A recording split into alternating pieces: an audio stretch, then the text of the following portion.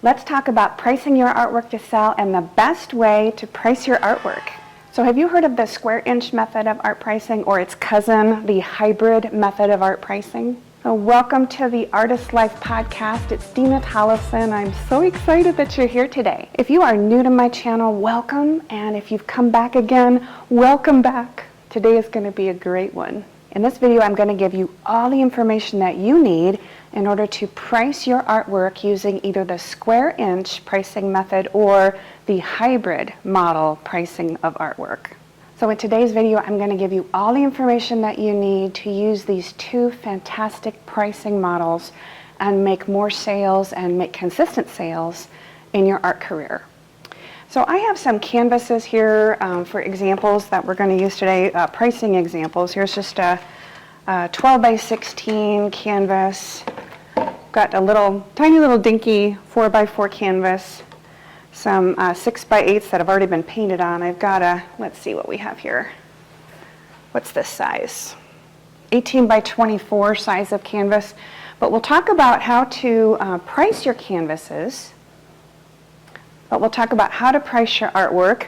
So the two methods that I'll show you today work with literally any size of artwork that you might need to price. So if you are an artist looking to sell your art and grow your art career and set those prices so that you make money selling your artwork, you are in the right place. And hopefully you've had a chance to watch parts 1 through 3 and enjoy those and see if those are a good fit for you. But it may be that today's podcast might be the right fit for you. So today I will also be sharing with you my personal price list. So we're going to go step by step through these calculations. And some people love math, some people don't care for math, but it's really straightforward. It's pretty simple to do. I'm gonna step you through everything, and we'll have some examples. And so you're going to feel comfortable by the end of this video. You should feel very comfortable using this method. You're going to want to be sure to stay all the way through this video podcast, because I'm going to be giving you some super important information that is going to be very valuable for setting your prices and helping your art career grow. Okay, so let's talk first about the square inch method. Now, the square inch method it's pretty straightforward. It's a very logical and mathematical way to go about pricing your artwork. And the majority of professional artist friends that I have are using either the square inch method directly, or they're using the hybrid method. And if you are new to selling your art, having the right price structure is going to be super important for you. Well, actually, you know what? If you've been selling for a while, or you are selling for a long while, having the right price structure is super important. So it's important no matter what. It's important no matter what. So materials you'll need for today, you'll need a calculator, or if you're really good at math, you can just do it in your head, but calculator is always kind of nice to have. Get a piece of paper. You'll also want like a ruler, measuring tape, something like that, to measure out the different sizes of the art that you're going to be pricing. So in the square inch method, what you do is you take the length of your artwork times the height of your artwork, and you multiply those two numbers together, and then so that'll give you your area, or your square inches, and then you multiply that times a rate. So you've got, say, 12 inches by 16 inches, multiply those two numbers together. 12 by 16 is 192, and that seems very straightforward. That's your area. And then you're going to multiply by your rate. So far, so good. All right, so now you're going to say, well, what should my rate be? What if I am new to selling art and I've never actually sold anything, so I don't know what the rate should be? And if you have never sold any art, this is going to be your first art sale, I actually recommend you don't use the square inch method of pricing. I'll recommend that you'll go over and watch the video part 2 about the best comparison method. I recommend that you'll use that. So if you are new to selling art, or you've maybe made one sale, something like that, go over and use the best comparison method. That's the right thing to start with. However, if you've made a couple of sales, or you've been selling for a while, then this square inch method is a fantastic method to use. And did you know that if you have sold a few pieces already, you already have a multiplication rate? Yay! All right, so let me show you how we find out what your existing multiplication rate is. All right, so then let's say that you've already sold a painting. You sold an 8 by 10, and let's say you sold it for, just to make things easy, let's say you sold it for $80. So how you would arrive at what your multiplicative rate is you'd say, okay, $80 was my sell price, and then I'm going to divide by 10 inches, divide by 8 inches, and that's going to give me $1. So it's going to be $1 per square inch in this example if you sold an 8 by 10 for $80. So yay, that would be your multiplicative rate. Okay, so in this example, let's say you have your 12 by 16, that's 192 square inches. You would multiply times your $1, your personal rate, which in this case was $1, and your 12 by 16s would be priced at $192. Okay, and it's as simple as that. Now that sounds really straightforward and really good, but I want to go through a couple little nuances about the square inch pricing method that can be an area that trips artists up. So we'll go through that today in today's podcast because there's some warning things about very tiny work and very large work, what to do and how to handle that with the square inch pricing method. So doing the math for a 30 by 40, you would be charging $1,200, and for a little dinky 3 by 3 painting, you would be charging $9. So you can see that at the large end and at the tiny end of paintings, the square inch method can have some problems. And so stay with me here on this podcast because we'll be going through and handling what to do with these exceptions. Very large work, very tiny work. What do you do with that with the square inch method? Okay, so now let's go into another example. Let's say that 8 by 10, instead of selling it for $80 in the past, let's say that you had been selling your 8 by 10 and you sold it for $200. So let's go through that example. So you would take $200 was your sale price, and then you would divide by 8, and then divide again by 10, and that comes out to 2.5. So 2.5 would be then your multiplicative rate if you were selling 8 by 10s, for example, at $200 a piece. So then it's really then simple to go in and now say, okay, for different sizes of artwork, what should I charge using the square inch method? What would I do using 2.5 as my multiplicative rate? Let's take, for example, a 16 by 20. 16 inches by 20 inches, which is 320, multiply that by 2.5, and it's going to be $800. So you now know then, oh, okay, well, my 16 by 20s will be priced at $800. So I'm doing little 8 by 10s at $200, and then I'm doing 16 by 20s at $800. So then doing the math, you would charge $3,000 for a 30 by 40 using a 2.5 or $2.50 multiplicative rate for your paintings. Now, let's see in our example, what if instead of $1 per square inch or $2.5 per square inch, let's say you were charging $10 per square inch for your artwork. So let's go through the examples on that. So a little 8 by 10, 8 inches by 10 inches, 80 inches times $10, these are going to be $800 each. Then a 16 by 20, 16 inches by 20 inches is 320 square inches times a multiplicative rate of $10 per square inch would be, for a 16 by 20, $3,200. So that's quite a difference. You can just really see how the rate is making a huge difference in what you would charge. And I did the math, and a 30 by 40 using $10 would be a $12,000 painting. So the tricky part really is the rate.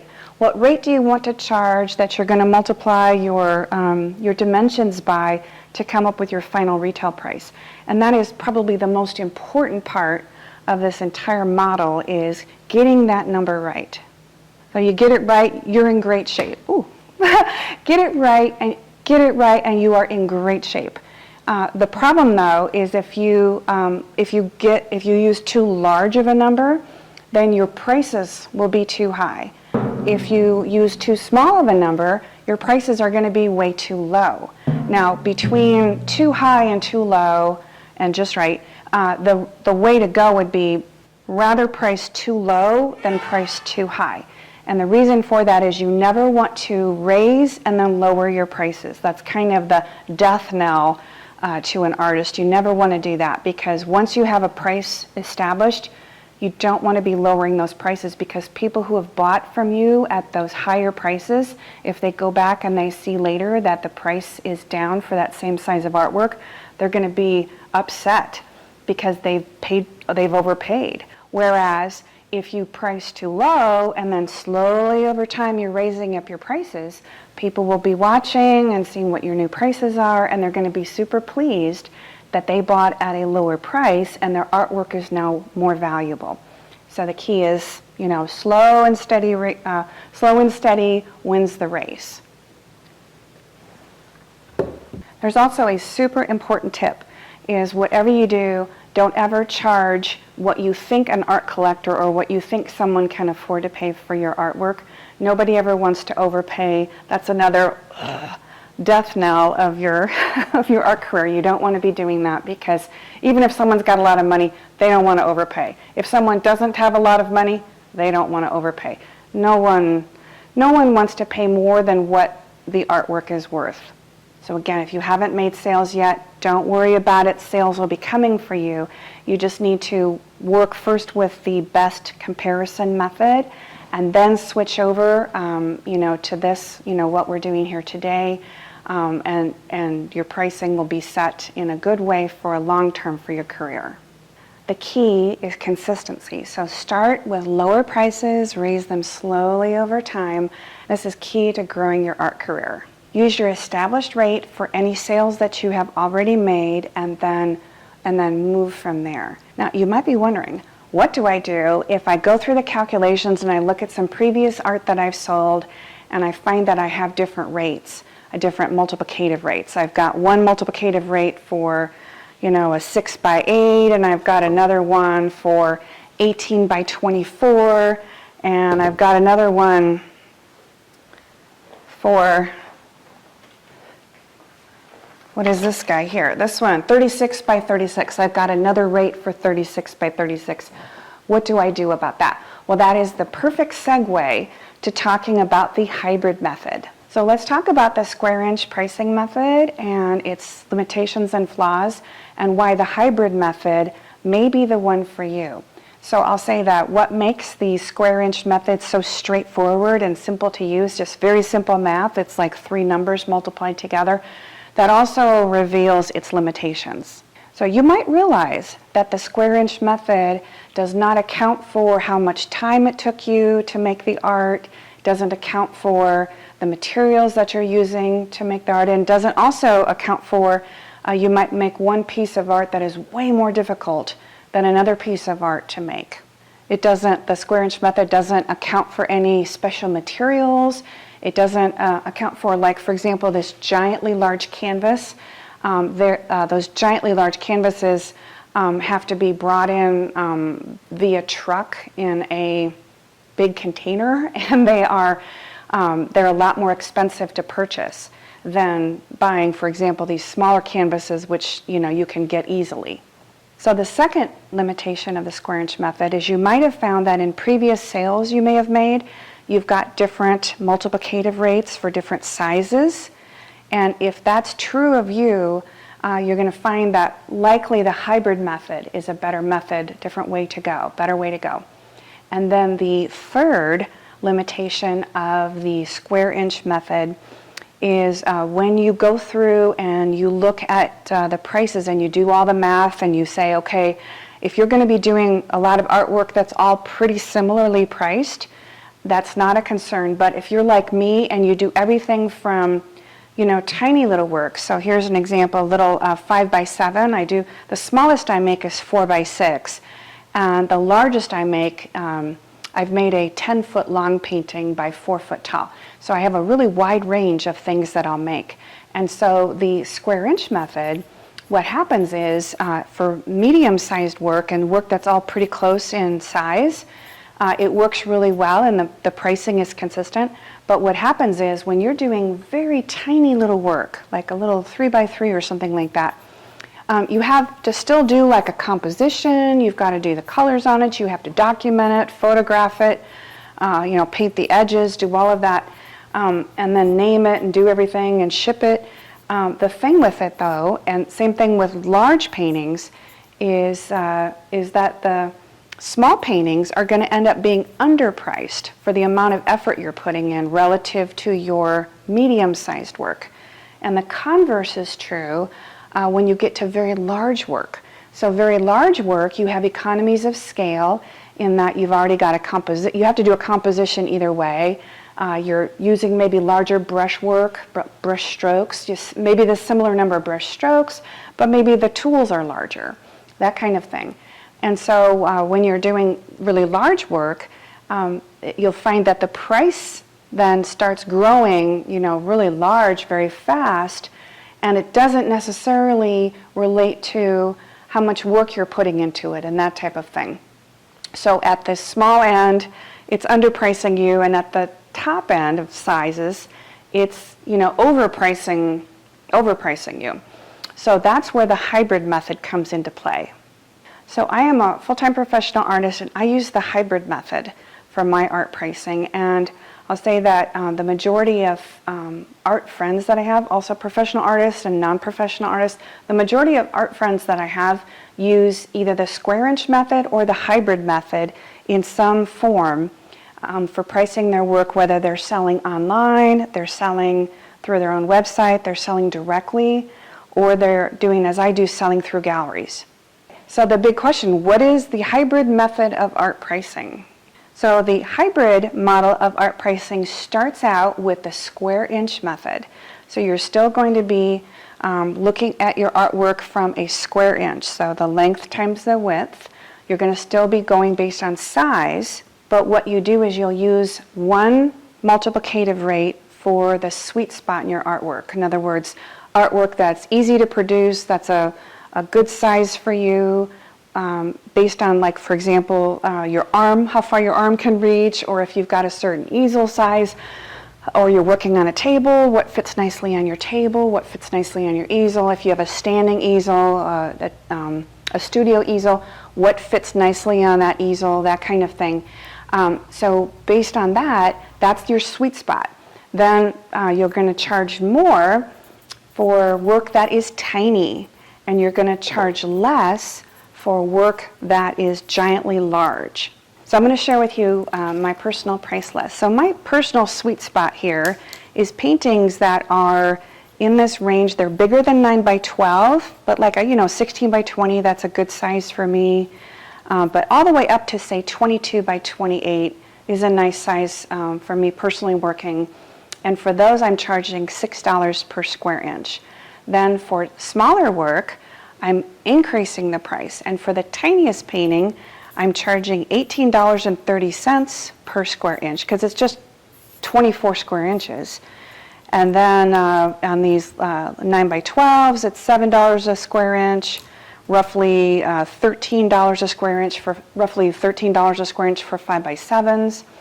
And then when we go the other direction, now when we go larger on the easel, I find that I can work easily on that size, and I find that I make more art sales if I don't charge as much proportionally for these larger works. So for an example, 20x30, I'm charging roughly $5 a square inch. For a 30x40, roughly $3.50 per square inch, and that's the cheapest that I go. But you can see here I've got a range from $18.30 up for the tiny ones, and then for really large work, I'm only charging $3.50. I'm only charging, my multiplicative rate is only $3.50 per square inch. Then now here up at this 36x48 size, that's about a cutoff for me. After that size, I find that it's bigger on my easel, my arm doesn't stretch as far. I have an easel that moves up and down, but still it's the bulk of moving the artwork around in the studio, and it also requires special shipping cases It has a much larger shipping price to get to the gallery. So factoring all of that in, and also the canvases, there's a surcharge. When I order them, there's a surcharge. You might find that adjusting your prices and using the hybrid method may be the way to go for you as well. What's nice about this is when I raise prices, I can uniformly slowly raise the prices in all the categories up at the same time.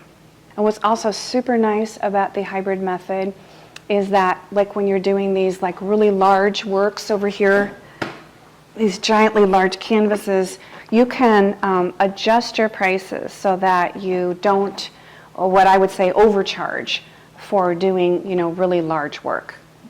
And then you can also factor in time spent on these tiny little canvases. You can still factor in with the hybrid method. You can still factor in the time and the extra effort proportionally that you spend doing small work is very similar to, working on the sweet spot work.